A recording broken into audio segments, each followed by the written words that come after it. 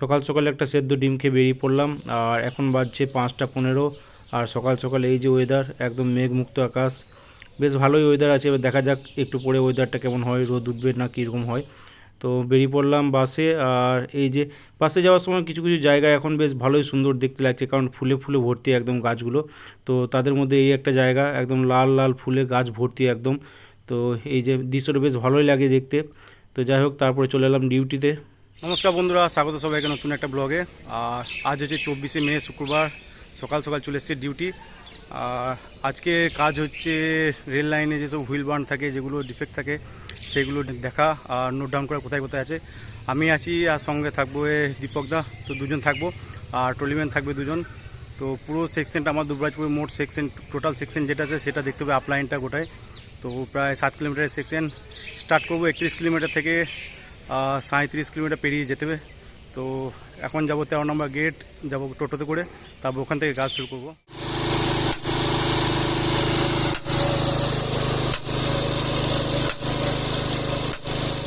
টোটোতে বেরিয়ে পড়েছি, আমি আছি, আর এদিকে আছে দীপকদা, আর ট্রলিম্যান আছে দুজন, দেখাচ্ছি। এই যে এটা হচ্ছে রঞ্জনদা, আর এই যে সুমনবাবু। তো 4 জন মিলে যাচ্ছি, যাবো এখন 13 নম্বর গেট। 13 নম্বর গেটে গিয়ে টিফিন করবো, আর তারপরে ওখান থেকে কাজ শুরু করে যাবে। এখন বাজছে 8:30। আর 13 নম্বর গেটে ব্যাগ ট্যাগ সমস্ত কিছু রেখে 4 জনে চলে এলাম একদম আমাদের সেকশন যেখানে শুরু হচ্ছে সেখানে চলে এসেছি। 31 কিলোমিটারে, 5 রাত দুবরাজপুরে যেখানে মিটিং পয়েন্ট, ওখানে। তো এখান থেকে 4 জন মিলে দেখতে দেখতে যাবো, আর নোট ডাউন করা হবে কোথায় হুইল বার্ন আছে, কীরকম কী আছে, চ্যালেঞ্জ নাম্বার, লোকেশন, সব কিছু নোট ডাউন করতে করতে যাবো। সকাল সকাল প্রচণ্ড রোদ, ঘামিয়ে দিচ্ছে মনে হচ্ছে একদম।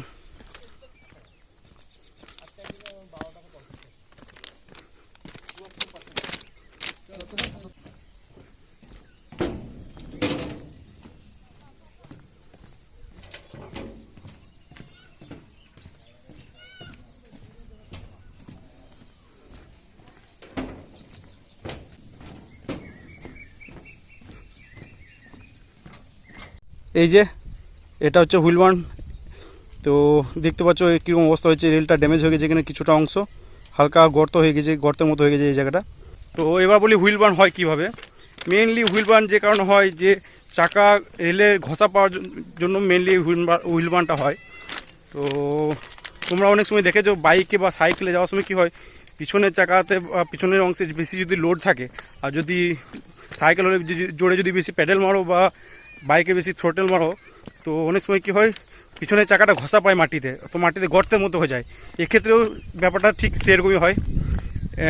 রেলে যদি খুব লোড থাকে মালগাড়িতে, তো সেক্ষেত্রে কী হয়, বৃষ্টি ভেজা যদি হয় আর রেল লাইন যদি স্লিপারি হয়, তখন এক জায়গাতেই চাকা ঘুরতে থাকে, তার ফলে চাকার সাথে রেল লাইনের ঘর্ষণ হয়ে ওই জায়গাটা ক্ষয় হয়ে যায়। তো এভাবে হুইল বার্ন তৈরি হয়। এই হুইল বার্ন ধীরে ধীরে বাড়তে থাকে আর রেলকে ড্যামেজ করে দেয়। হুইল বার্ন অনেক থাকলে রেল চেঞ্জ করতে হয়, নইলে রেল ব্রেক হওয়ার সম্ভাবনা থাকে, আর পরে অ্যাক্সিডেন্ট হওয়ারও সম্ভাবনা থাকে। শুধু এক পাশে আছে 821 3 আমি লিখে লিখে বেরিয়ে যাবো, আস্তে আস্তে লিখে লিখে 20 22 22 হচ্ছে, ওটা 22 তার 20 করো, এটা 22 2।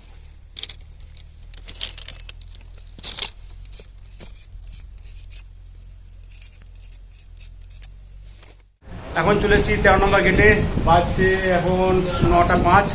তো টিফিন করবো এবার। আর যে গেটে আছে, এই যে আমাদের মৃত্যুঞ্জয়দা আছে, মিল্টন আছে গেটম্যান, আর আমরা যে 4 জন ছিলাম, দীপকদা, সুমন আর চিনি দিয়ে চা, রঞ্জনদা, সবাই মিলে দেখি এখন টিফিন করবো। টিফিন করার পর কিছুক্ষণ রেস্ট করবো, তারপর আবার লাইনে বেরিয়ে করবো। 1 কিলোমিটার কমপ্লিট হয়েছে, এখনও প্রায় 5.5 কিলোমিটার যেতে হবে। তো দেখা যাক কতক্ষণ কমপ্লিট করা যায়। আজ টিফিনে মুড়ির সাথে ছিল একটা আলুর তরকারি, আর এদিকে ছিল একটা রসগোল্লা, আর রঞ্জনদা দিয়েছিল একটা রুটি, আর লাউয়ের সবজি ছিল সাথে। তো সবাই মিলে টিফিন করলাম বসে একসাথে।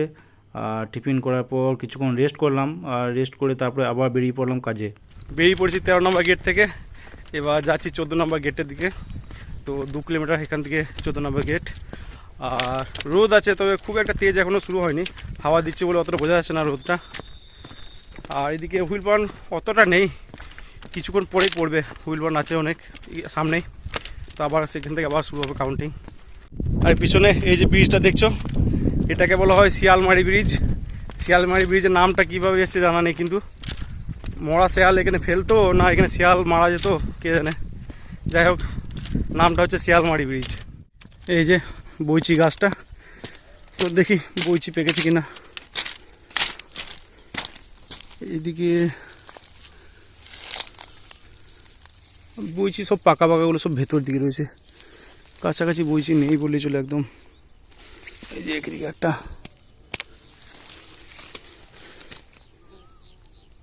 কেন পাকা নেই, পাকেনি ঠিকঠাক।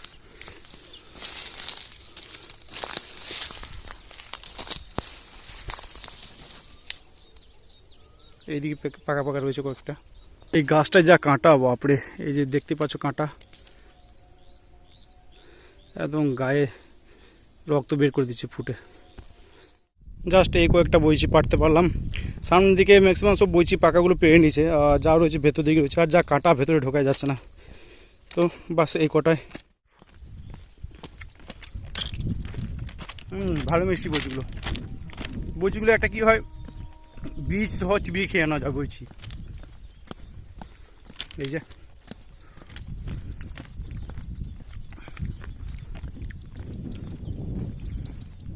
ভালোই মিষ্টি।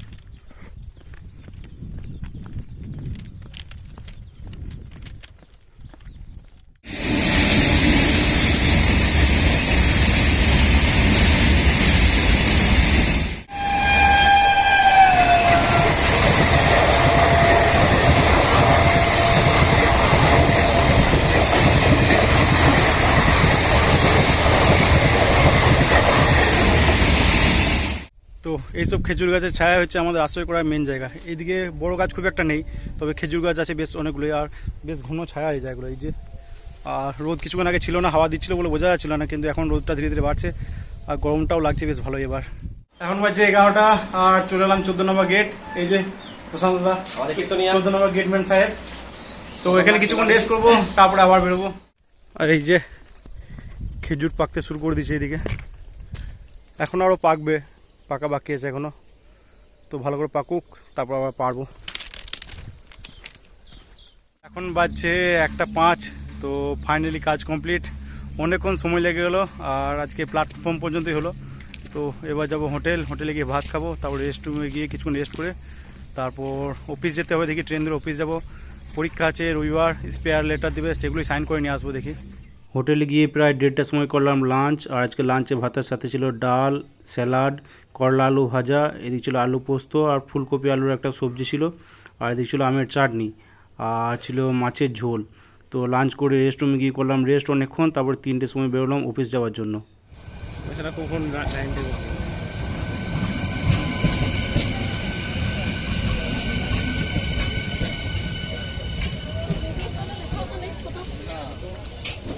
প্রায় 3:30টের সময় পৌঁছালাম সিউড়ি। আর ওই যে দূরে ওটা হচ্ছে আমাদের অফিস, সিউড়ি সেকশনাল অফিস যাকে বলা হয়। তো অফিসে গিয়ে কাজগুলো কমপ্লিট করলাম প্রথমে। A few moments later. তো ফাইনালি অফিসে কাজ কমপ্লিট।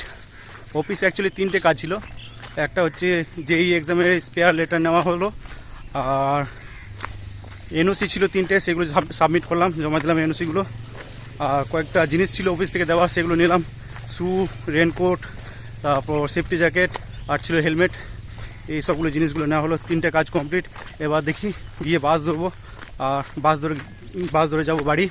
তো বাড়িতে গিয়ে কথা হচ্ছে আবার। 2000 years later. এখন বাজছে 7টা, আর জাস্ট স্নান করে বেরোলাম। আর স্নান করে বেরোতে না বেরোতে আবার ঘামতে শুরু করে দিয়েছি, প্রচণ্ড গরম আজকে।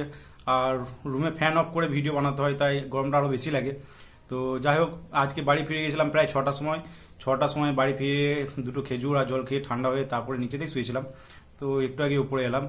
আর আজকেও সেই আবার বাড়ি ফিরে আবার প্রবলেম বাড়ি ফিরতে, কারণ বাস ছিল না।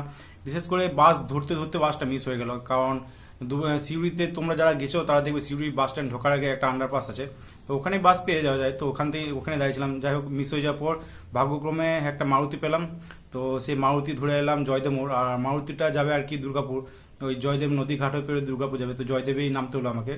তো একটা বেশ ভালো ভাগ্য ছিল, ভাগ্যটা ভালো ছিল, কারণ গাড়িটাতে এসি ছিল আর এসিও চলছিল। তো বেশ ক্লান্তিটা দূর হয়ে গেলো গাড়িতেই। তো যাই হোক, জয়দেব মোড়ে নেমে সঙ্গে সঙ্গে লোকাল বাসটাও পেয়ে গেলাম। একদম যে সময় গাড়িটা ঢুকলো সেই সময় বাসটা ছাড়ছিল আর কি। তো লোকাল বাসটাও পেয়ে গেলাম, বেশ ভালোই হলো। তো তারপরে চলে এলাম বাড়ি। তো এই স্নান টান করে বেরোলাম, আবার এই ঘামা একদম শরীর পুরো ঘেমে যাচ্ছে। এবার যাবো নিচেতে, খিদেও পেয়েছে ভালোই, নিচেতে যাবো কিছু খাবো, তারপর দেখা যাক নিচেতে রেস্ট করবো, উপরে এসে পরে তোমাদের সাথে আবার কথা হচ্ছে। সন্ধ্যার সময় খেলাম 2টো পাউরুটি, আর সাথে ছিল মটনের গ্রেভি দিয়ে রান্না করা আলুর একটা তরকারি, আর ছিল রসগোল্লা। তো পাউরুটি তো খুব তাড়াতাড়ি শেষ হয়ে গেলো, কী আর করা যাবে। তো তরকারিটা বাকি ছিল আর মিষ্টিটা বাকি ছিল, তো মুড়ি নিলাম, মুড়িতে তরকারিটা মাখিয়ে তারপরে রসগোল্লা দিয়ে খেয়ে নিলাম। তারপর নিচেতেই বসেছিলাম, রেস্ট করছিলাম। তো একদম 10টার সময় উঠলাম, 10টার সময় উঠে আবার করতে গেলাম ডিনার। আজকে ডিনারে ভাতের সাথে ছিল কাঁচা পেঁয়াজ দিয়ে আলু সানা, আর ছিল সেদ্ধ ডিম পেঁয়াজ কুচি দিয়ে সানা, আর এদিকে ছিল আমের আচার, বাড়ির গাছের আমের আচার ছিল, মিষ্টি আচার, আর ছিল ডাল, আর এদিকে ছিল বেগুন ভর্তা। তো ডিনার কমপ্লিট করে তারপরে চলে এলাম উপরে। আজকে যে জিনিসগুলো নিয়ে এলাম অফিস থেকে সেগুলো ভাবলাম তোমাদেরকে খুলে দেখাবো, কিন্তু আজকে সময় হলো না। দেখা যায় কালকে অথবা পরে একদিন দেখাবো সেগুলো। আর কালকে হচ্ছে শনিবার, ডিউটি অফ। তো দেখি আজকে রাত জেগে সিনেমাও দেখতে পারি। তো আর এদিকে প্রচণ্ড গরম রুম, ফ্যান বন্ধ করে অবস্থা খারাপ হয়ে যাচ্ছে। তো যাই হোক, আজকে ব্লগটা এখানে এন্ড করছি। কালকে থেকে সেরকম কোনো প্ল্যান নেই, যদি বা কালকে দেখা যায় কী করা যায়। তো আজকের মতো টাটা বাই বাই, দেখা হচ্ছে আবার কালকে।